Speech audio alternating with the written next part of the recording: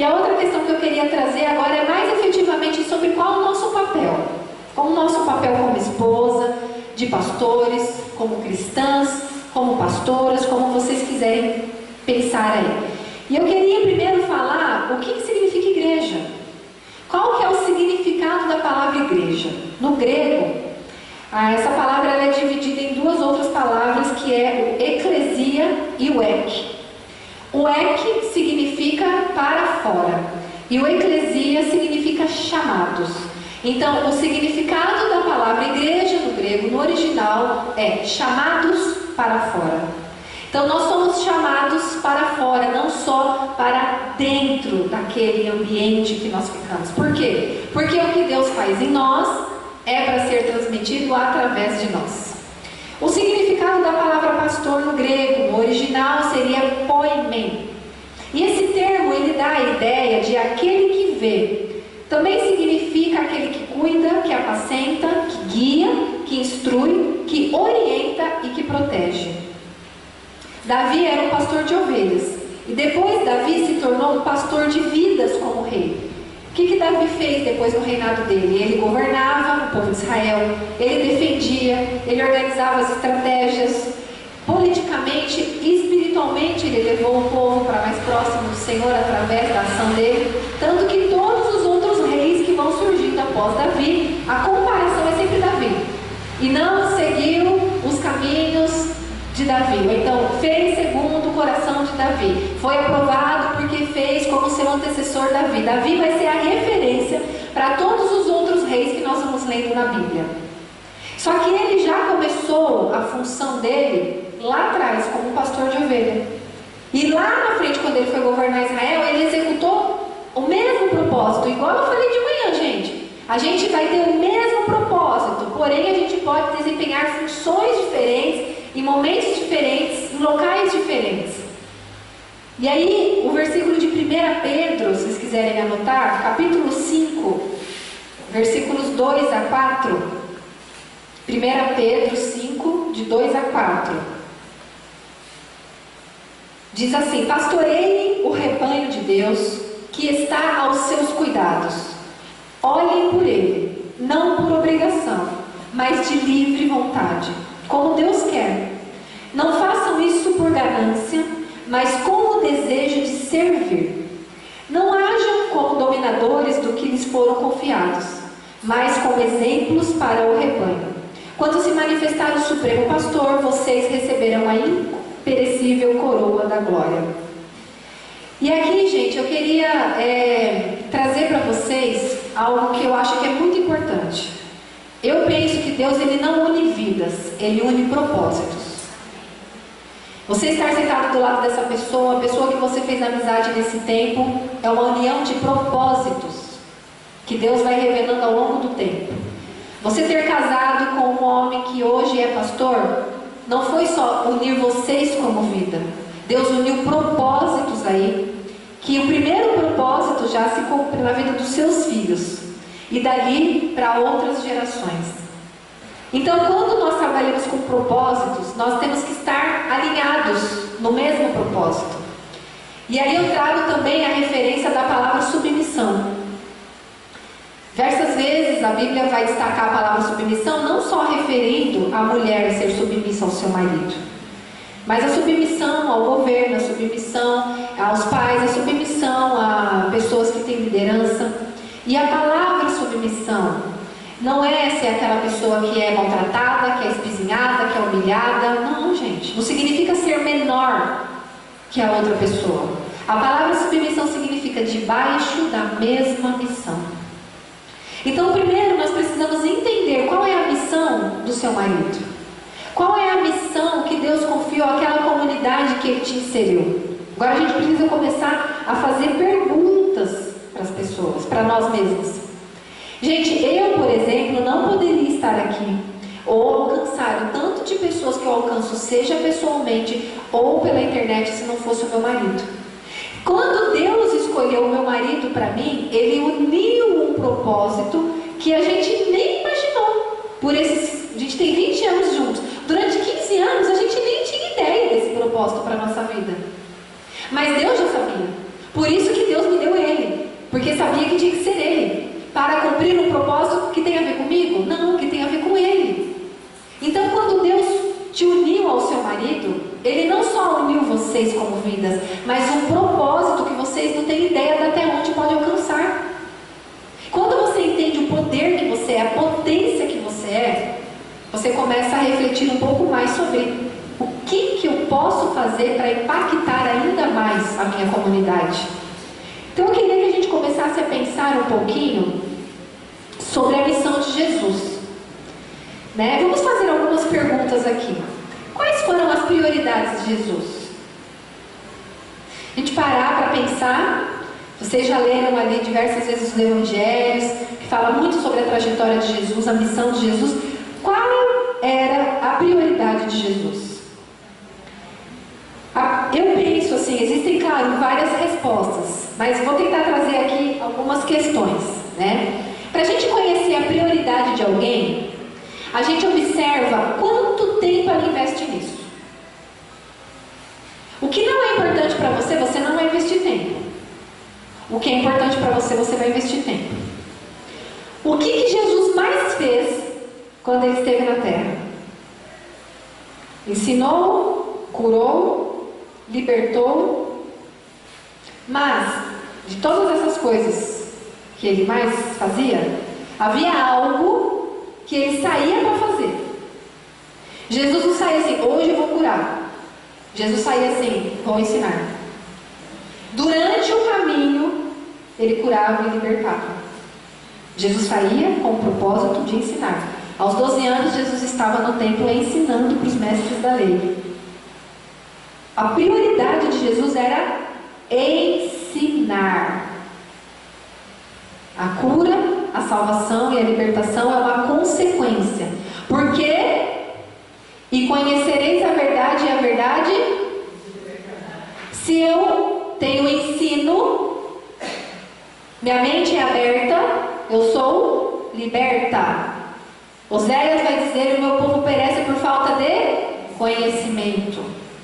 Então, infelizmente, houve aí um movimento muito grande nos anos 80, 90, acho que nessa última década, talvez nos últimos 5 anos, que isso tem melhorado.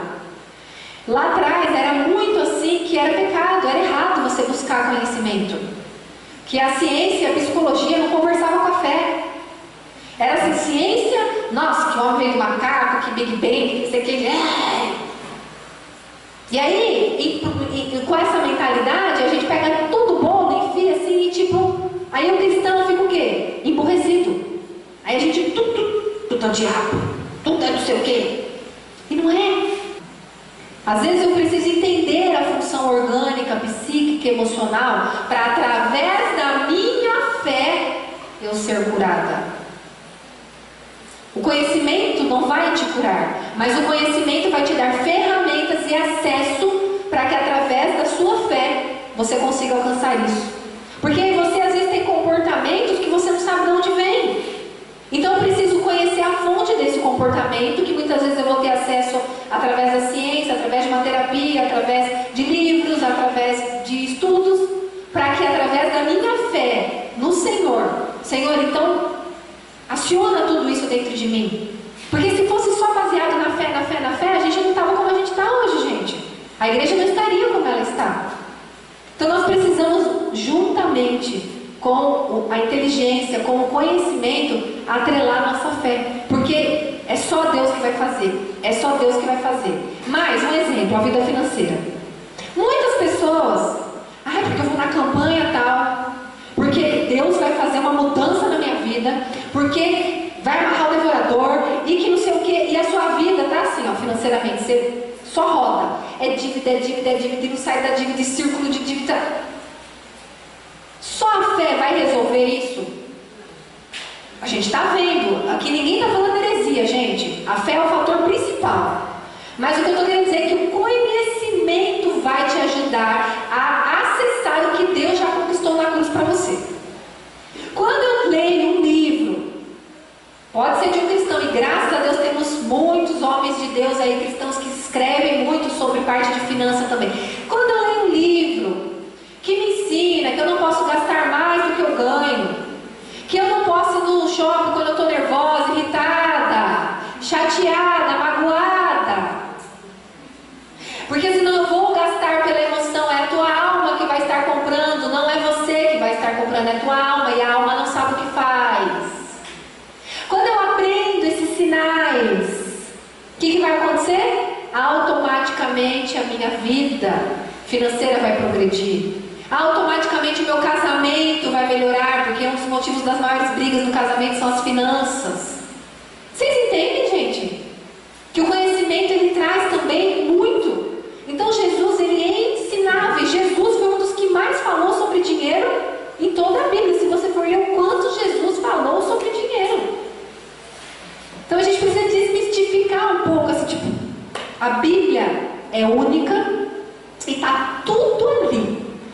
Tudo que nós precisamos está ali. E nós temos que ler a Bíblia todos os dias, como eu falei. Porém, é também importante a gente atrelar a leitura de um livro. Que às vezes aquele autor teve uma experiência ou pagou um curso, estudou e fez coisas que a gente não teve acesso e que ele vai poder compartilhar. É isso que a Bíblia falava, então eu não tinha entendido. E aí vai ampliar um pouco mais a sua visão. Mas está tudo ali, gente. E outra, a dependência de Deus, que é o que eu falei aqui de novo. Hoje, eu estou cursando psicologia pela segunda vez, que eu comecei a fazer em 2015, minha paixão é psicologia, mas por propósitos e vontade de Deus naquele tempo, eu fiz só um ano e tive que parar por questões financeiras, é um curso muito caro. Aí foi uma luta com Deus, meu Deus, mas então, Senhor, a psicologia é ali para o Senhor, para a tua obra, para o ministério, eu sou tão apaixonado por isso. Devolve para Deus, deixa esse sonho lá, se for da vontade dele, um dia volta. E depois de um longo processo de realmente entregar para Deus esse sonho, 4 anos depois ele me permitiu voltar. Então esse ano eu voltei, era para estar terminando esse ano, estou recomeçando. Olha a dificuldade. Porém, gente, nesses 5 anos em que eu fiquei fora da psicologia, foram os anos em que eu mais atendi pessoas em aconselhamento e ajudando e tal. Ali foi a minha faculdade. Hoje, eu não falo isso com vanglória não, claro que tem muito conhecimento lá que eu preciso acessar, mas atrelando ao meu chamado, tá? Aí sim, a minha fé, a visão que Deus me deu, é como se, tipo, muita coisa o Senhor já me ensinou da forma dele. Lá a gente vê só na teoria. Isso daqui, Deus já me ensinou a fazer isso, mais ou menos assim. As pessoas falam as palavras tão difíceis, né? Que tem as palavras assim, todas científicas lá. E aí, você vê que Deus já te ensinou a fazer. Só que é importante atrelar os dois na dependência. Por quê? Eu passo o conhecimento através do filtro de Deus. Eu até falo assim: Espírito Santo, me ajuda a entender essa matéria, essa disciplina aí, para eu fazer a prova e tirar uma nota lá no menos, né? Para eu passar. Depois, o que não for propósito do Senhor para minha vida, para o meu chamado, tira da minha mente. Entende? Tudo sempre na dependência do Senhor. Eu vou buscar conhecimento, mas eu não vou me apoiar no conhecimento. Eu vou passar esse conhecimento pelo filtro do Senhor, do que Ele quer usar de acordo com o meu propósito. E assim é para cada um de vocês. Estou falando para vocês fazerem uma faculdade, mas o que de repente Deus bate na porta aí? É uma teologia, é um curso mais profundo, é uma psicanálise, sei lá, gente, alguma coisa na sua área. Você é uma boleira e você quer melhorar as técnicas de bolo. Vamos trazer isso para tudo na nossa vida. Buscar o conhecimento, mas não se apoiar no conhecimento e passar tudo pelo filtro do Senhor. Porque, gente, se você não tomar consciência, estou falando agora, imagina aí nas pessoas que Deus confiou a vocês, lá na igreja. Se você não der instrução, como que a pessoa vai sair daquele que ela está? E aí também tem uma outra questão que é importante, que é a questão do ouvir. Quando você pensa em trabalhar com uma igreja, de buscar uma mudança, um crescimento, a gente precisa começar primeiro a olhar para as demandas que surgem. Então, eu preciso começar a pensar, quais são os maiores problemas que existem aqui na igreja? A gente precisa começar a pedir para o Senhor a estratégia, não levar a vida. Às vezes a gente vai, pisa no acelerador,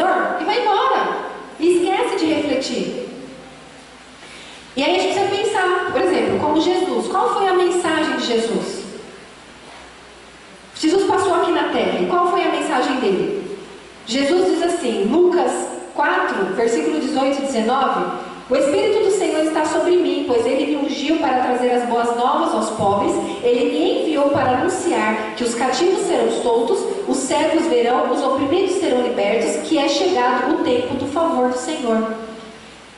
Então, eu estou falando, seja só a única mensagem do Senhor, tá? Mas uma das mensagens de Jesus nós encontramos nesse versículo. Ele sabia qual era a mensagem dele, era para os pobres, para os oprimidos, para os aflitos, para os necessitados, que Deus havia enviado ele mesmo como Deus se enviou à terra como filho, para abrir a visão dos cegos. E aqui é de cegueira espiritual, gente, aqui não é de cegueira física que ele está falando, para curar o oprimido. Quais elementos incluiu a missão de Jesus? A gente tem que pensar em Jesus porque ele é a nossa referência. Então, qual foi a prioridade de Jesus? Ensinar. Qual foi a mensagem de Jesus? Ir ao pobre, ir ao necessitado. Ele fala, eu não vim para os que estão sãos, eu vim para os que estão doentes. Ele sabia qual era a missão dele. E os elementos que incluíram a missão de Jesus? Humilhação. Se esvaziou de si mesmo, vindo a ser homem, deixando a forma gloriosa. Humilhação. E a gente não gosta de se humilhar de jeito nenhum, né? Nem na presença de Deus a gente gosta de se humilhar. Muitas vezes já é para Deus batendo no peito, pedindo coisa para Deus que está me devendo. Deus está me devendo isso. Que hora que vai acontecer? O que não vai? O que não anda? Quantas vezes a gente vai assim? Não exatamente dessa forma, mas expressando isso, a mensagem sendo essa, ok? A gente às vezes vai meio que, né? Um jeitinho assim falando com Deus, mas no fundo você está cobrando Deus. Quem vai se humilhar, boca no pó? Senhor, desnuda minha alma, mostra o que está errado, mostra onde está o orgulho, mostra onde tem a falta de humildade, mostra quem eu tenho que pedir perdão, mostra quem eu tenho que perdoar. Quem gosta? Mas é isso também que nós precisamos fazer, porque Jesus se humilhou. Depois Jesus renunciou. A vida de Jesus foi uma vida de renúncia. E a gente não gosta de renunciar, né, gente? Não gosta de perder nada. Você está numa briga com o marido, você quer ter a última palavra. Quem gosta de perder? Só que aí, gente, tem uma regrinha. É perder para ganhar. Porque quando a gente decide ser feliz do que ter razão, é uma das melhores decisões que nós tomamos. Não importa o que vão pensar, o que vão falar. É entre você e ele. E muitas vezes nós temos que renunciar. Renunciar à carne, renunciar aos nossos desejos, renunciar ao ego. Que todo tempo o ego quer. Todo tempo ele quer aparecer. Ele é intrometido, ele é enxerido. Toda hora o ego quer. Deixa um espacinho aí pra mim. E você tem que soca o ego lá para baixo de novo e renunciar a esse ego. Através de atos, como eu disse, de pedir perdão, de perdoar, de falar com o marido quando ele errou, e você que tem que ir lá dar um beijo, fazer um carinho. Quer mais renúncia que isso? Uma das, né? Outro elemento que incluiu a missão de Jesus foi o serviço. Marcos 10:45 ele diz: o Filho do Homem também não veio para ser servido, mas para servir e dar a sua vida em resgate a muitos. E a gente às vezes não quer servir não, né? Quer que sejamos, nossa, quer ir para a igreja? Eu? Ah não, chama outro. Quantas vezes nós fugimos, muitas vezes, de trabalho que realmente ali também tem preciosidades. O amor e a entrega foi um outro elemento que incluiu a missão de Jesus. João 3,16, todos conhecem, porque Deus amou o mundo de tal maneira que deu o seu Filho unigênito para que todo aquele que nele crer não pereça, mas tenha vida eterna. E eu quero fazer a pergunta aqui de qual era a motivação de Jesus. Porque muito mais que a nossa ação, é importante a nossa motivação. Eu posso ter a ação correta de ir lá dar o dízimo. Vou lá, pá, dei o dízimo. A ação está correta e aquele dinheiro vai ser usado para algo correto, se aquela igreja administra corretamente. Vai dar cestas básicas, vai ajudar a pagar conta, vai manter aquela obra, tá. Mas a motivação, isso tudo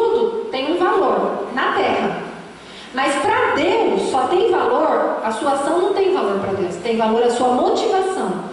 Qual a motivação que eu entreguei àquela oferta? Ou aquele diz, pastor, eu tenho que ver, né? Porque quem sabe ela me dá um carguinho.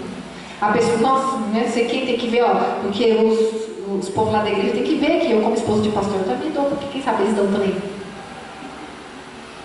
Quais são os pensamentos que passam quando você está fazendo isso?